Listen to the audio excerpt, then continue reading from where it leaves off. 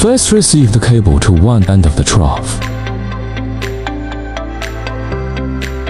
Remove the drag chain fixing screw and receive one end. Remove the Y slot connector screws.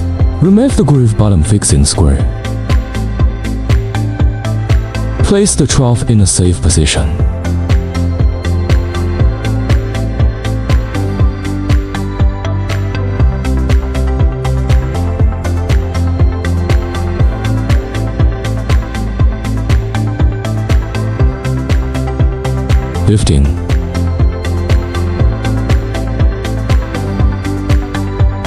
Installation trough after hoisting.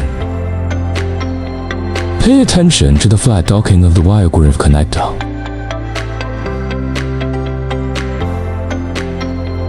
Fixing Y slot bottom screw.